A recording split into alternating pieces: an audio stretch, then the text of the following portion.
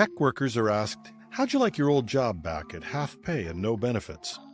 Rumors abound that Samsung might dump Google's Chrome browser for Microsoft's AI-powered Bing, and heaven help me, but AI really is going to the dogs. These stories and more on #Trending for Tuesday, April 18th. I'm your host, Jim Love, CIO of IT World Canada and TechNewsDay in the US. And here's today's top tech news stories. The Seattle Times featured a story about a number of tech workers who had lost their positions with large tech firms and who were asked if they wanted to return to the company that had let them go.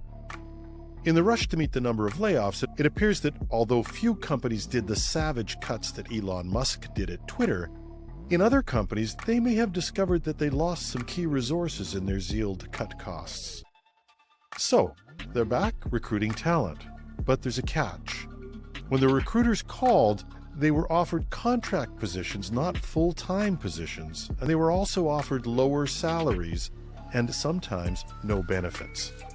Needless to say, many of those quoted in the article were not impressed. One potential candidate who was told that she would be perfect for Microsoft had to explain to a recruiter 3 times that she was not going to move from full-time to contract. "I do have a sense of pride," she said. "There's no way I want to go back making half the amount." Another former Amazon worker approached to take a contract role was a little more blunt. "Tell Amazon if they want an engineer, they can just not fire me later this month." Imagine losing 20 years worth of memories and access to both personal and professional Facebook accounts with a single click. That's the start to a blog from a company called Cybele Angel that reported that 40,000 Facebook users were victims of a malicious software that was hidden in what seemed like a harmless app.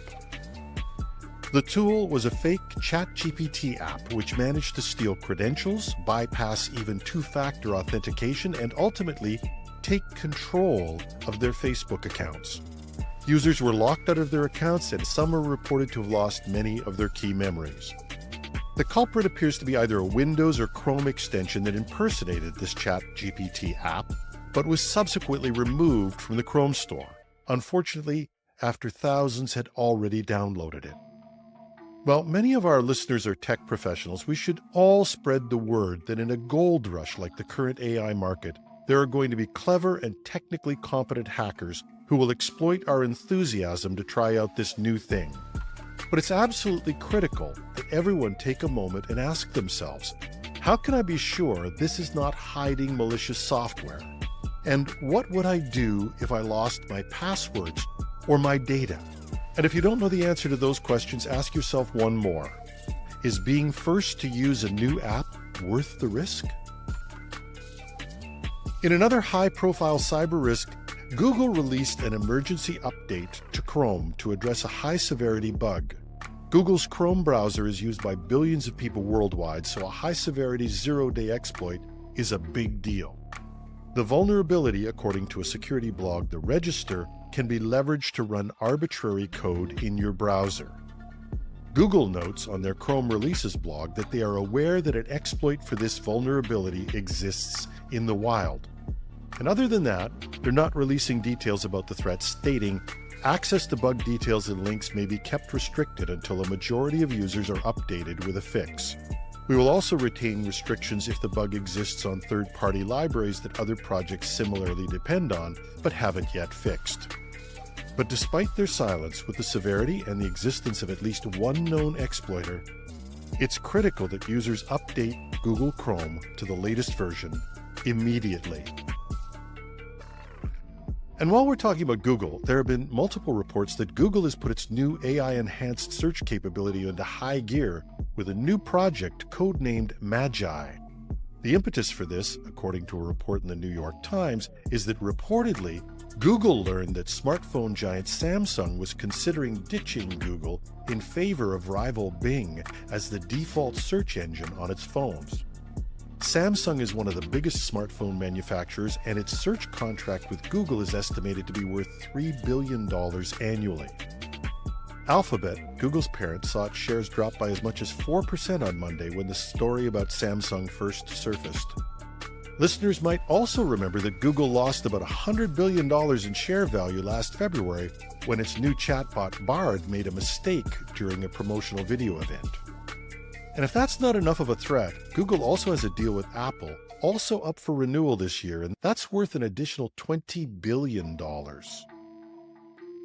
Despite the amount of interest in Microsoft's AI-powered Bing search engine, Microsoft's $10 billion plus investment in ChatGPT hasn't radically changed its percentage of the search market yet. According to StatsCounter.com, Bing is still Google's largest competitor, but only has a minuscule 3% of the global search engine marketplace, and Google is still at 93% market share. So while Google is not in a panic, it is moving to try to accelerate its development while still appearing to be responding to growing concerns about AI. It's a fine line to walk. Google CEO Sundar Pichai was on CBS 60 Minutes showing Google's many AI projects.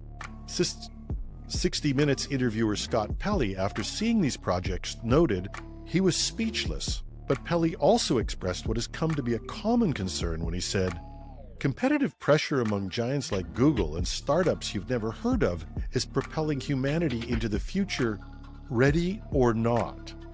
And in another comment, Pelley also asked the pointed question to Pichai, "You don't fully understand how it works, and yet you've turned it loose on society?"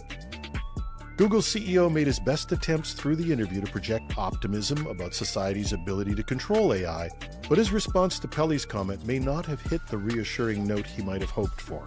His answer was, "I don't think we fully understand how a human mind works either." And I'm sorry, I know what a cheap line this is, but AI really is going to the dogs.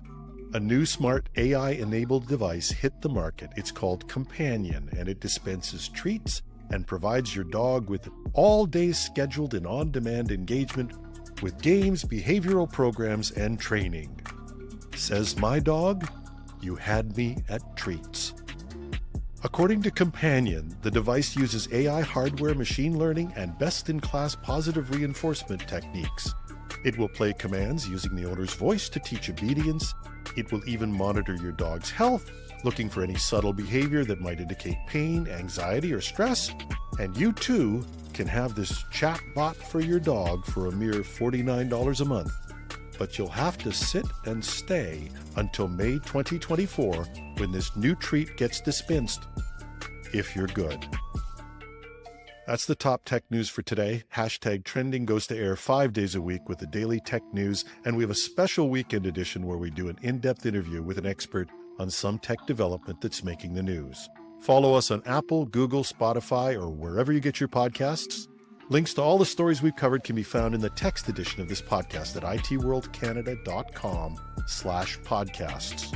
We love your comments, and you can find me on LinkedIn, Twitter, or on Mastodon as @TheRealJimLove on our Mastodon site, technews.social, or just leave a comment under the text version at itworldcanada.com/podcasts. I'm your host, Jim Love. Have a terrific Terrier Tuesday.